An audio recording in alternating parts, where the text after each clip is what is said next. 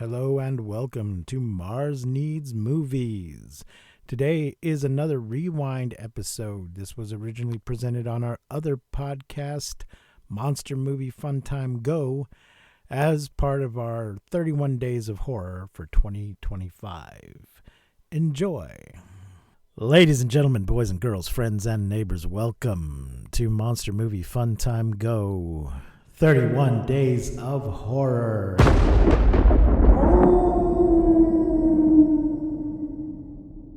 Mars Needs Movies. This is day number, insert day number here. And my guest today is Amber Gray. Welcome back to the show, Amber. Hello. Thank you for having me back. Amber, I just noticed your name is two colors. You know, I did not notice that until I was on a cruise this summer. And one of the bartenders thought it was hilarious, thought my name was hilarious. And I had no idea what he was laughing at. And then he was like, it's two colors. I was like, huh. Yeah. It's like being Been named living Scarlet with that Green name or for a good long while and didn't realize. I just noticed it today, so. This season we are talking about movies of alien invasions, incursions, infiltrations, and visitations. And today's movie is No One Will Save You from 2023, which is in the invasion category. Amber, why did you pick this movie in particular? To be honest, I chose it because I forget her name now. The girl that is our Bryn? I don't know if she's our protagonist or our antagonist, really. But I had just watched a series with her on Netflix, and I liked her in Okay. it. So I was like, hey, let's watch more of her. What was the series? It's called Apple Cider Vinegar. Okay. There was this like grifter in the UK that was like peddling, kind of health and wellness related cures for cancer. And, that was all, just trash. But she Okay. became very infamous because of The Takedown, and she played that character. Okay. Well, yeah, let's talk about our cast. We have Caitlin Dever as Bryn and Elizabeth Kaluev as young Bryn, Zach Duhame as the mailman, Lauren Murray as Bryn's mother, Geraldine Singer as Mrs. Collins, Dane Rhodes as Police Chief Collins, Daniel Rigamar as Mr. McCreary, and Derry Lynn Griffin as Maud. And there you go. That's our cast. This is a very unusual movie in that there's only maybe 2 lines spoken throughout it. I was about 45 minutes in when I realized there has been no dialogue. Yeah, which I think might be why I fell asleep the first time I tried to watch this. It's been on my list for a while. There's also, if I'm sitting in bed, I'll tend to doze off as well. I need to sit up in a chair. But yeah, I was sitting up in a chair at my desk watching it on my laptop, and I still kind of dozed a couple of times. But I think there was also like some alien ASMR happening. Okay. So it was kind of soothing at times. As I said, it's from 2023. It's 93 minutes in color. Well, it's in English, but not so you'd notice. The budget was $22.8 million. It doesn't list the box office, but this only had a limited theatrical run. This was a Hulu original. So, we have no idea what kind of money it made for them. Sure. It's on Hulu. It had a limited theatrical release, but it opened in the theater and then was on Hulu 2 days later. So there you go. It's we're not going to go through the entire plot point by point, but the broad overview, it's a small town. There's this woman living alone. She's quite young, seems to be kind of estranged from the rest of the town. And one night aliens invade. and it's both a town invasion and a home invasion. She's dealing with it on a personal level, but it's going on across the city. Although after the first night, it's not full blown until a little bit later, because there's people that don't seem to know what's going on the next day. They don't seem to be aware of what has happened. But I'm thinking from the number of saucers we see that it's going to be a worldwide situation. Did it seem that way to you? Right. I had some confusion at the end, but we'll get to it. Okay. When she was alone, when we're introduced to her and we're kind of seeing her, how isolated she is, I just kept thinking, like, this is so whimsical. Like, she has a very curated lifestyle that in these like small town charm movies look like maybe I don't want to say impoverished, but like, they're very simple, but in real life it costs a lot of money to be that whimsical. Yeah. Yeah, she's living alone in this very large house that presumably she inherited from her parents, but still the property tax, she's kind of making a living as a seamstress, I guess. Wikipedia describes her as a seamstress. She's also spent a lot of money on this model toy town that she's building. So, I don't know how she's maintaining this lifestyle.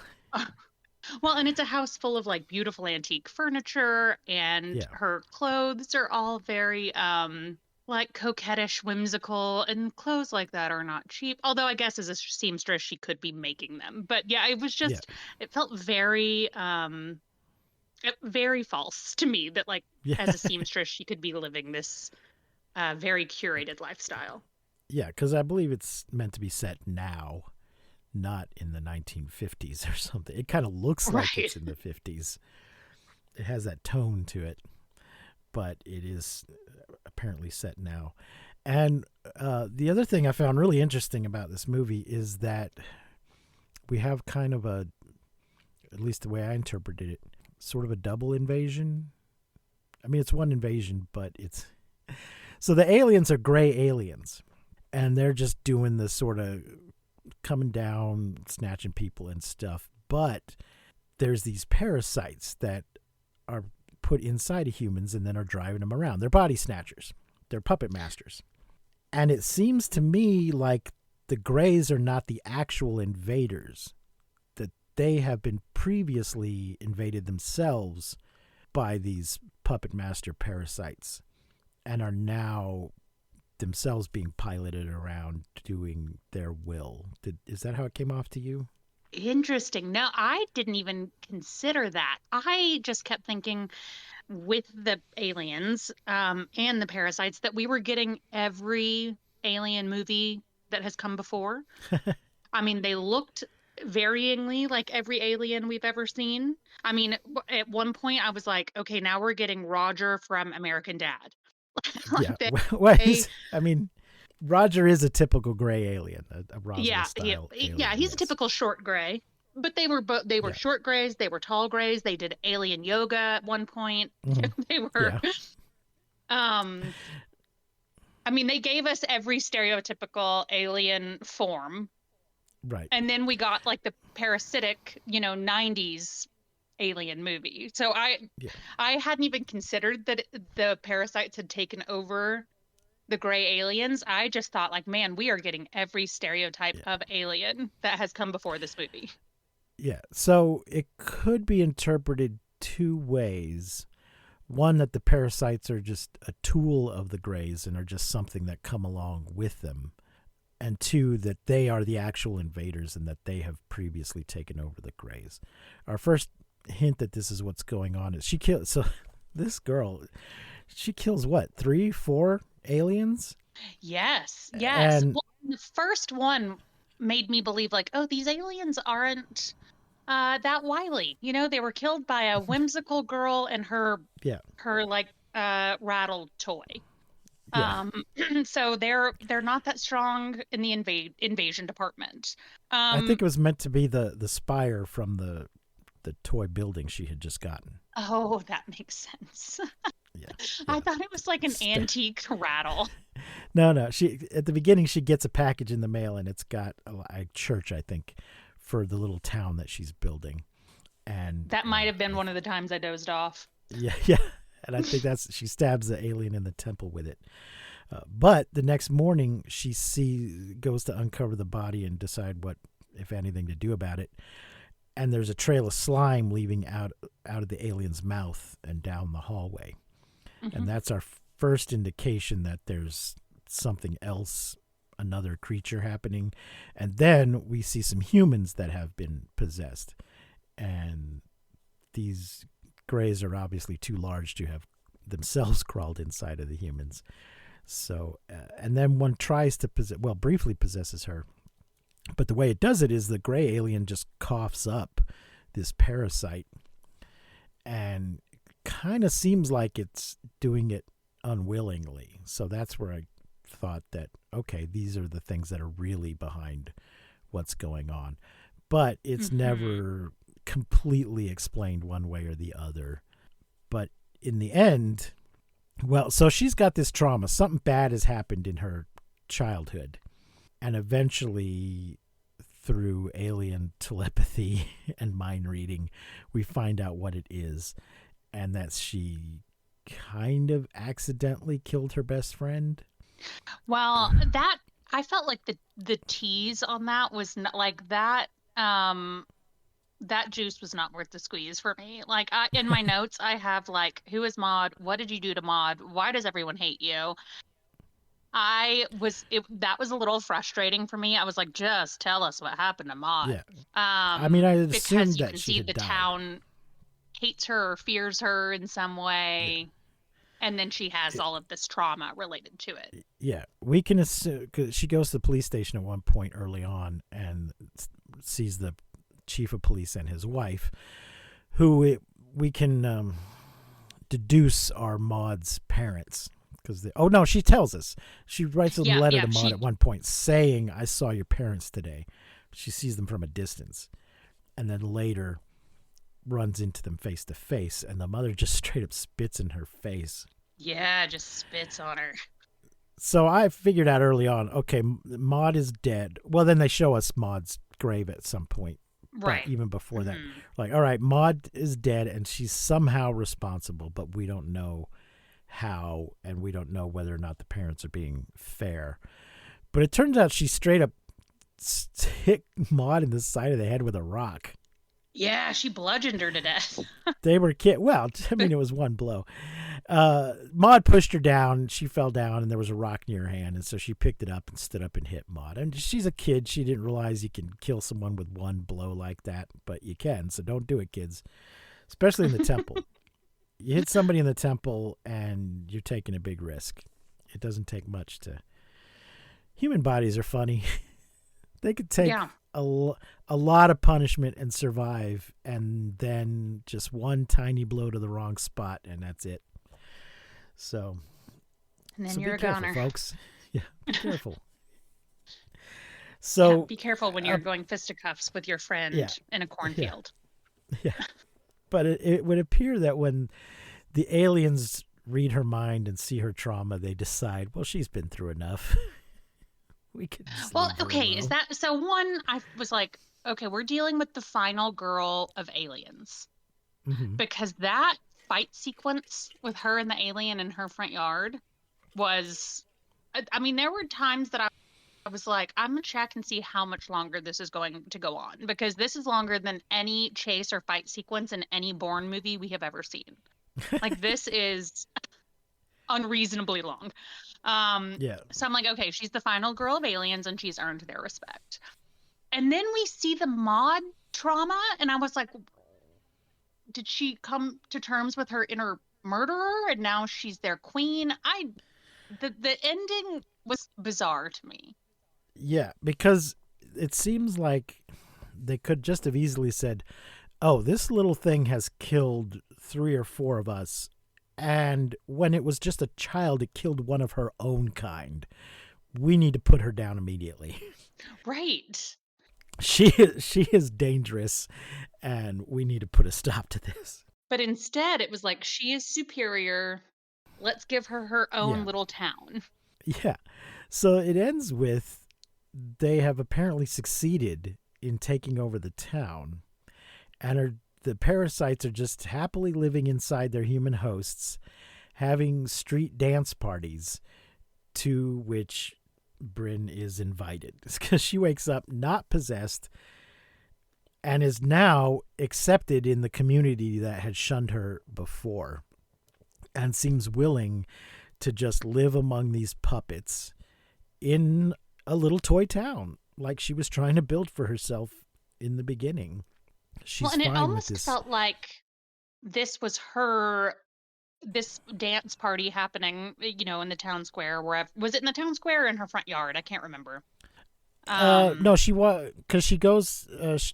She goes and helps repair one of the houses, and yeah, it seemed to be like in the courtyard of a restaurant kind of situation. There was tables outside, and Yes, okay. things like that. And I think there But was it seemed lights almost hanging like from this was strings. her dream. Like the dream, this is her dream scenario, her dream life. And the aliens also have this dream, or they are giving this to her. Yeah. It was It definitely had unclear. a dreamlike quality, but I don't think it was literally a dream because we pull back to see that the ships are just sort of hovering above the town in All case over. we were just to make it clear.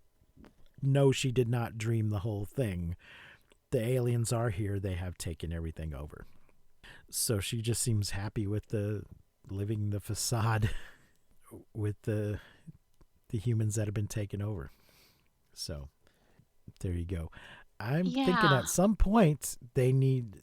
So in my interpretation, at some point now, humans will get on these saucers with parasites and go to some other planet and repeat this process. Well, that makes sense. I had not considered that the aliens had also been taken over by these parasites. Well, But and like I said, it's not that makes it all made make a little yeah. modicum more sense. Yeah, but it's not made explicitly clear. So you interpret it how you want, ladies and gentlemen, if you care to watch this, which is on Hulu, as we said, which means it's probably also on Disney Plus. Yeah, I watched it on Disney Plus. At some point, I think it's all going to become just one app. Yeah, because right now we've just gone back to cable. Like we're paying for each individual channel. Yeah. No, I mean that Disney Plus and Hulu specifically, I think, are going to be one being app. two separate things. Yeah. We're getting our live TV through Hulu right now, so that is basically our cable for our news and sports and local channels and whatnot. So yeah, it's annoying. You used to be able to get everything in one spot, which was Netflix, and then everybody decided, oh, that's a good plan. Let's do our own version of that, and everything split off. And maybe at some point will all condense again and be more convenient and cheaper, but maybe not. Yeah, I mean, maybe one day everything will just be all capitalism will just become one conglomerate. Well, that won't be good either. Anything else you wanted to point out before we wrap up? There is one thing. And can we talk for just a moment about the aliens' toes? Okay. They're sort of finger toes. That was its own jump scare.